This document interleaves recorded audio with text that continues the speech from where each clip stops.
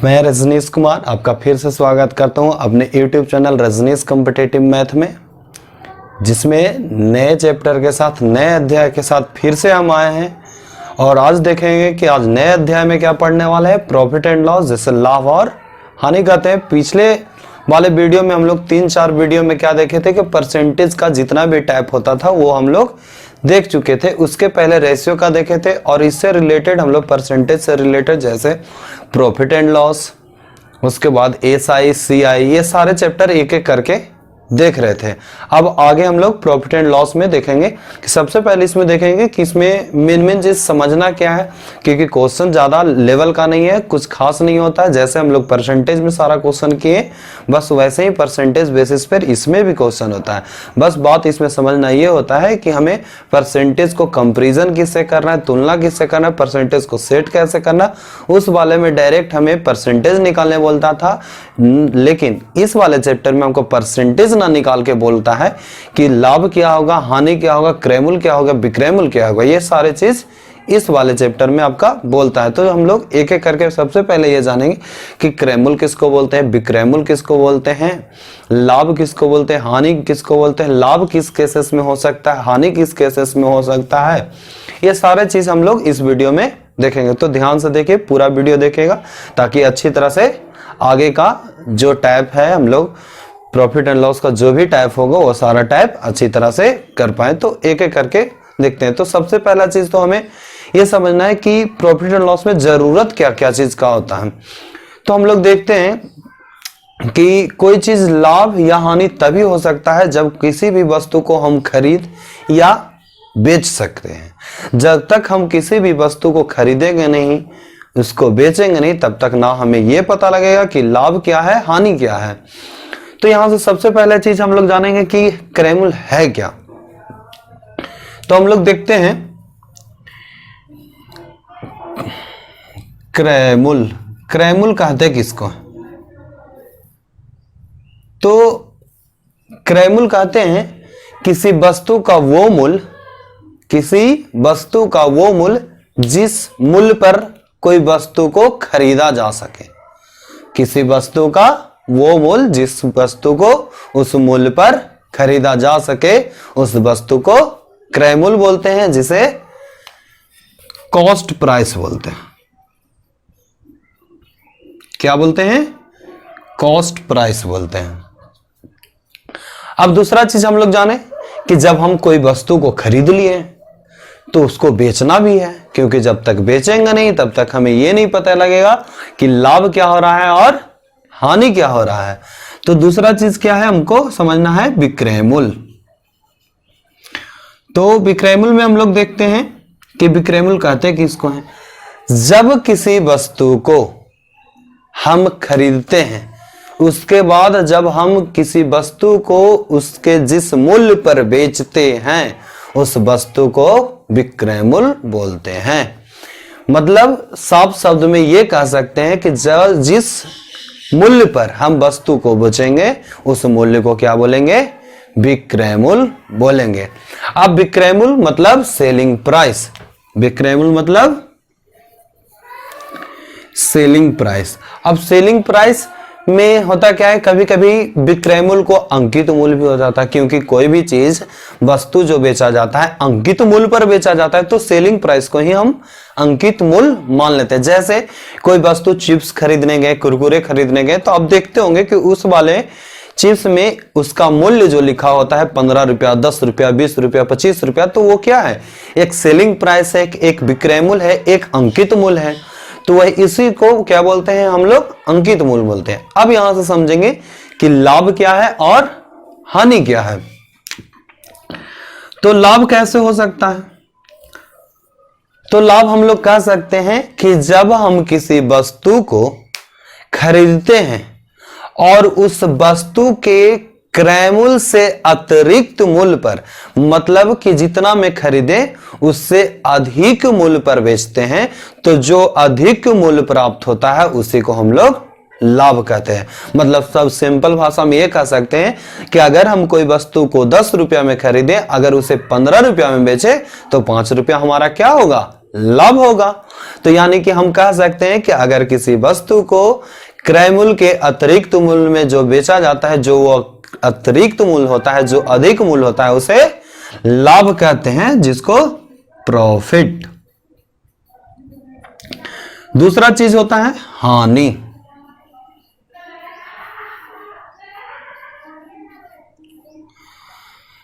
दूसरा होता है हानि, जिसको लॉस बोलते हैं। तो हानि किसको बोलेंगे? जिस तरीका से हम लोग लाभ को समझे उसी तरीका से हम लोग हानि को भी समझेंगे। तो हानि कैसे होता है? जब हम किसी वस्तु को जिस मूल्य पर खरीदे उस मूल्य से कम मूल्य में बेचें, तो जितना कम मूल्य में बेचते हैं उस मूल्य को हम लोग क्या कहते हैं? हानि बोलते हैं। जैसे हम लोग कह सकते हैं कि अगर कोई वस्तु 10 रुपया में खरीदा जाए और उसे 8 रुपया में बेचा जाए, तो कितना कम मूल्य में बेचा गया? मतलब कि 2 रुपया कम मूल्य में बेचा गया। यानी कि यहां से हम ये कह सकते हैं कि जो उसका हानि होने वाला है वो कितना होने वाला है? 2 रुपया हो सकता है। यानी कि हम लोग देखें अभी कि क्रय मूल्य किसको बोलते हैं, विक्रय मूल्य किसको बोलते हैं, लाभ किसको बोलते हैं और हानि किसको बोलते हैं। तो एक एक करके सारा चीज देखें। अब देखेंगे कि लाभ का यूज कैसे करते हैं, हानि का यूज कैसे करते हैं, और लाभ किन किन केसेस में होगा और हानि किन। तो लाभ सिर्फ ये हम लोग समझ सकते हैं सिंपल भाषा में कि लाभ जब तक हम कोई वस्तु को जितना में खरीदे उससे अधिक में जब तक ना बेचें, तब तक हमें कोई लाभ नहीं मिल सकता है। मतलब यहां से यह हमें स्पष्ट कह रहा है कि जो उसका सेलिंग प्राइस होगा वह कॉस्ट प्राइस से ज्यादा होगा। यानी कि यहां से हम लोग कह सकते हैं कि विक्रय मूल्य जो होगा क्रय मूल्य का क्या होगा?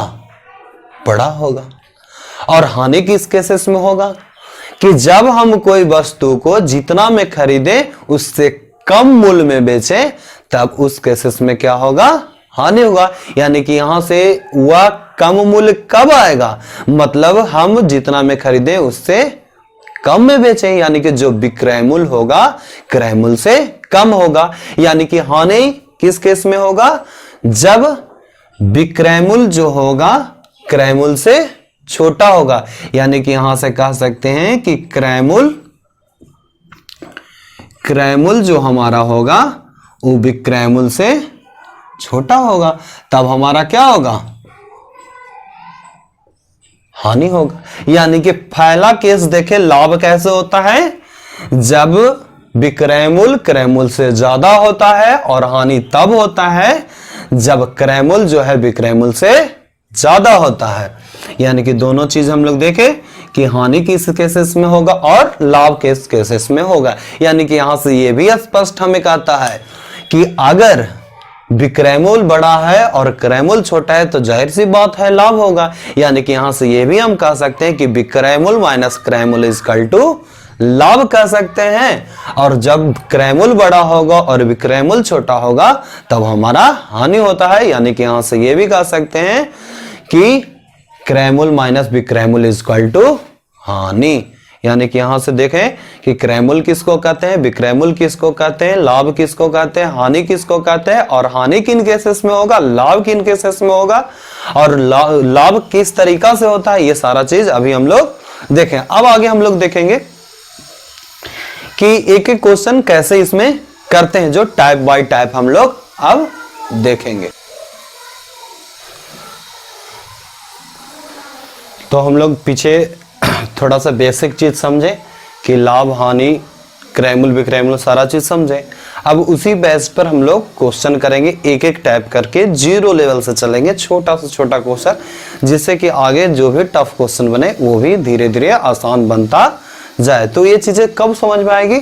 जब हम लोग छोटा छोटा क्वेश्चन कर पाएंगे। तो हम लोग छोटा क्वेश्चन लेकर चले हैं। सबसे पहले टाइप नंबर 1 में पहला नंबर क्वेश्चन हमारा है कि राम एक गाय को 800 रुपया में खरीद कर 1000 रुपया में बेचता है, तो उसका लाभ प्रतिशत क्या है? तो सबसे पहला चीज तो हमें यह ढूंढना है क्वेश्चन में कि क्या क्वेश्चन में लाभ हो रहा है या हानि हो रहा है, क्योंकि यहां पे क्वेश्चन में तो आपको स्पष्ट बोल रहा है कि लाभ प्रतिशत क्या है, तो कभी कभी ऐसा केस होगा जब आपको ये ना बोलेगा कि लाभ हो रहा है या हानि हो रहा है, डायरेक्ट बोलेगा यदि लाभ होगा तो लाभ निकाले, यदि हानि होगा तो हानि निकाले। तो ये चीजें कैसे पकड़ना आपको, ये चीज आपको खुद से समझना। तो वो चीज कैसे समझना है, जैसे देखिए कि एक गाय को 800 रुपया में खरीदा, मतलब क्रय मूल्य 800 रुपया, और उसे 1000 रुपया में बेचा। तो जाहिर सी बात है 800 में आप खरीदे हैं और 1000 में बेचे हैं, तो जाहिर सी बात है लाभ होगा। तो लाभ होगा कितना में, तो लाभ कितना होगा, 200 रुपया होगा, क्योंकि स्पष्ट रूप से बहुत ही छोटा क्वेश्चन अभी लेकर चल रहे हैं, जिससे कि आगे चीजें बहुत ही आसान तरीका से समझ पाए। तो यहाँ पे देख रहे हैं क्या, 800 रुपया में खरीदे, 1000 में बेचे, मतलब 200 रुपया का लाभ हुआ। लेकिन हमको वो नहीं पूछ रहा है कि 200 रुपया लाभ हुआ, पूछ रहा है कि लाभ प्रतिशत क्या है। तो पीछे वाले हम लोग चैप्टर देख रहे थे कि परसेंटेज वाले में कि यही चीज सिर्फ निकालना होता था कि प्रतिशत क्या है। लेकिन अब क्या बोल रहा है कि जब भी जो भी लाभ होगा तो उस प्रतिशत को लाभ के रूप में पूछ रहा है, या उस प्रतिशत को एक हानि के रूप में पूछेगा। बस यही पीछे वाले चैप्टर और इस वाले चैप्टर में डिफरेंसेस आएंगे। तो हम लोग देखेंगे कि लाभ कैसे निकलेगा। तो हम लोग एक चीज देखे थे कि जब लाभ कब होता था, जब विक्रय मूल्य क्रय मूल्य का छोटा होता था। थ्योरी को लेके चलेंगे दिमाग में, इससे क्या होता है कि चीजें ज्यादा आसान होने लगती है। तो जो विक्रय मूल्य होता था वो क्रय मूल्य से ज्यादा होता था। तो क्या यहाँ पे विक्रय मूल्य क्रय मूल्य से ज्यादा है, हाँ बिल्कुल है। कितना ज्यादा है, 200 रुपया ज्यादा है। तो 200 रुपया जो लाभ हुआ होगा, क्या क्रय मूल्य पर हुआ होगा या विक्रय मूल्य पर हुआ होगा। तो स्पष्ट सी बात है, अगर हमें 200 रुपया लाभ हुआ है तो किसका 200 रुपया लाभ हुआ है, हम वस्तु को खरीदे तब ना हमको पता लगा कि 200 रुपया लाभ। अगर वस्तु को खरीदे ही नहीं होते तो क्या हमें यह पता लग पाता कि लाभ हो रहा है या हानि हो रहा है। तो जब भी हमको कंपैरिजन करना है, मतलब कि जो भी हमको निकालना है प्रतिशत, हुआ किस पर लेकर चलना है, क्रय मूल्य पर लेकर चलना है। ये सबसे बेसिक सी चीज है कि जब भी हमको जो प्रतिशत निकालना है, किसका निकालना है, क्रय मूल्य का। यानी कि अब देखते हैं कि 1000 में से अगर 800 जाएगा तो लाभ हमारा कितना हो जाएगा, 200 रुपया। तो 200 रुपया कितना प्रतिशत होगा, किसका, क्रय मूल्य का। यानी कि 800 का कितना प्रतिशत इज इक्वल टू 200। हम सबसे सिंपल चीज में बता रहे हैं, फिर इसका सबसे आसान तरीका भी हम लोग देखेंगे, लेकिन सबसे सिंपल बता रहे हैं। यहां से cross multiplication 100 into 200 means 100 into 200 by 800, मतलब 800। 2 चौको 8 और 25 चौको 100, मतलब कि 25% का हमको लाभ होगा। अगर आप लोग परसेंटेज अच्छी तरह से पढ़े हैं तो इतना चीजें कैलकुलेट करने की जरूरत नहीं थी, क्योंकि हमें पता है कि 200 रुपया लाभ है, मतलब ये देखना है कि इसका कितना प्रतिशत होगा। तो एक चीज हमें पता लग रहा है कि नहीं, कि 10% 80 है, 20% 160 है और 25% 200 हो रहा है। यानी कि यहां से डायरेक्ट हम लोग कह सकते थे कि 800 का 25% कितना होगा, 200 रुपया होगा। तो ये चीजें कैलकुलेट करने की जरूरत नहीं थी। कब, जब आप लोग प्रतिशत बढ़िया से किए होते। तो जो नए देखेंगे वीडियो, वो पहले प्रतिशत का वीडियो देख लेंगे, जिससे ये चीजें होगी कि सारा क्वेश्चन जो है आसान तरीका से बनाया जा सकता है। तो इसी के साथ अगला क्वेश्चन में चलते हैं। हमें उम्मीद है कि आप अच्छी तरह से समझ पा रहे होंगे। अगर नहीं समझ पा रहे तो वीडियो को रिवर्स करके आप देखिए। अब देखिए आगे और भी आसान तरीके हम बताते रहेंगे कि ये चीजें और भी आसान कैसे होते जाएंगे। दूसरा नंबर क्वेश्चन, 450 रुपया की वस्तु को किस मूल्य पर बेचा जाए कि 10% का लाभ हो। हम शुरू में ही बताए थे, सिर्फ चार चीज ही क्वेश्चन में पूछेगा जब प्रॉफिट एंड लॉस चैप्टर पढ़ेंगे। क्रय मूल्य पूछेगा, विक्रय मूल्य पूछेगा, लाभ पूछेगा, हानि पूछेगा। अब लाभ का प्रतिशत पूछेगा, कभी लाभ डायरेक्ट पूछेगा, कभी हानि का प्रतिशत पूछेगा, कभी हानि डायरेक्ट पूछेगा। तो इससे गड़बड़ाने की कोई दिक्कत नहीं है, क्योंकि लाभ भी पूछेगा तो भी बता सकते हैं, लाभ प्रतिशत भी पूछेगा तो भी बता सकते हैं, हानि पूछेगा हानि भी बता सकते हैं, और हानि प्रतिशत भी पूछेगा तो हानि प्रतिशत भी बता सकते हैं। जैसे इस वाले क्वेश्चन में हम लोग देखें, 450 की वस्तु को किस मूल्य पर बेचा जाए। कि 10% का लाभ हो। तो एक तो तरीका यह भी है कि अगर प्रतिशत सही से किए हैं तो 450 का 10% डायरेक्ट निकाल देंगे। तो क्या 450 का 10% कितना होगा? 45। अब 450 में 45 अगर जोड़ देते हैं तो कितना हो जाता है? 495 हो जाता है।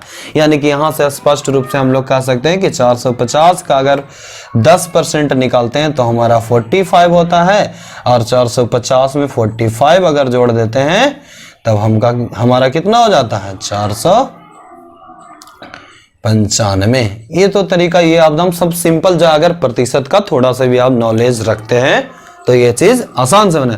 दूसरा तरीका, कोई भी मूल्य अपने आप में 100% होता है। अब कोई भी मूल्य अपने आप में 100% मतलब होता है, मतलब 450 भी अपने आप में 100% होगा, मतलब कि 450 बाई 100। हमको क्या निकालना है? कोई मूल्य अगर 100% माने मतलब 10% लाभ, तो कितना? 110।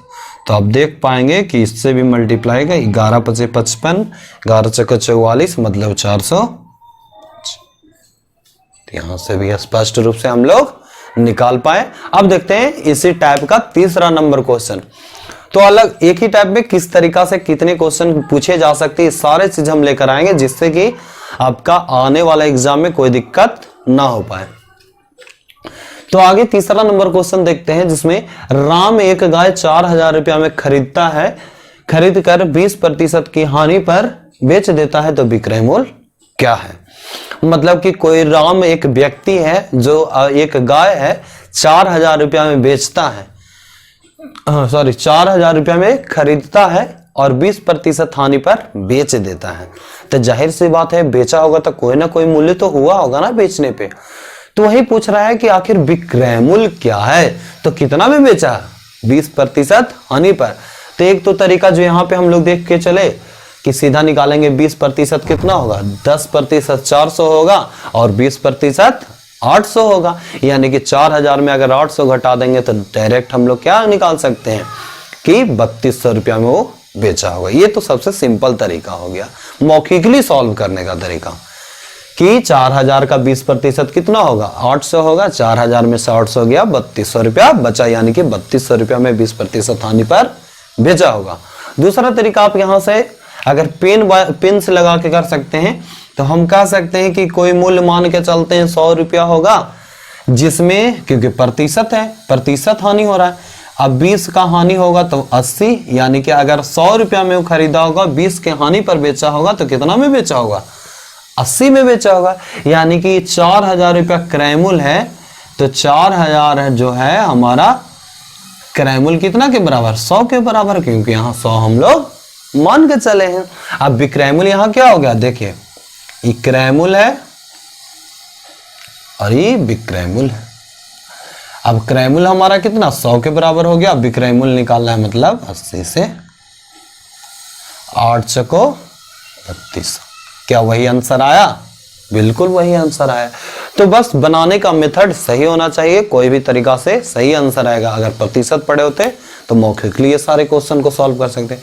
तो हम लोग इसी तरीका से हम लोग टाइप नंबर 1 का पहला नंबर, दूसरा नंबर और तीसरा नंबर क्वेश्चन देखे। आगे देखते हैं टाइप नंबर 2। तो हम लोग पीछे देख रहे थे कि टाइप नंबर 1 का 1 2 3 देखे। अब देखते हैं टाइप नंबर 2 का 2 क्वेश्चन, जो हम लोग बहुत इंपॉर्टेंट उठा के चले। एक एक लेवल, एक एक स्टेप, एक एक सीढ़ी करके आगे हम लोग बढ़ते चलेंगे, जिससे क्या होगा कि चीजें ज्यादा डिटेल में, ज्यादा बेहतरीन तरीका से हम लोग समझ पाएंगे। जैसे देखते हैं कि टाइप नंबर 2 का पहला नंबर क्वेश्चन है हमारा कि 600 रुपया में किसी वस्तु को बेचने पर 20% का लाभ होता है, तो वस्तु का क्रय मूल्य क्या है? तो अभी पीछे वाले में देखें कि विक्रय मूल्य क्या है जो निकालना था। अब क्या आ गया कि क्रय मूल्य क्या है। जैसे पिछले वाले क्वेश्चन में हम लोग क्या देखे थे कि 10% की हानि पर बेचता है तो उसका विक्रय मूल्य क्या है, 10% के लाभ पर बेचता है तो उसका विक्रय मूल्य क्या है। लेकिन अब क्या आ गया कि क्रय मूल्य सबसे पहले वाले क्वेश्चन में देखे कि लाभ क्या हो रहा था, हानि क्या हो रहा था वो देखे, फिर विक्रय मूल्य क्या हो रहा है वो देखे, फिर अब देखने के लिए क्या मिल रहा है क्रय मूल्य। क्योंकि शुरू में मैं आपको बताया यही 4 चीजें हमेशा आपको पूछेगी। अब यहीं से आपको सोचना है कि क्रयमूल्य कैसे हो सकता है, विक्रयमूल्य कैसे हो सकता है, लाभ कैसे हो सकता है और हानि कैसे हो सकता है।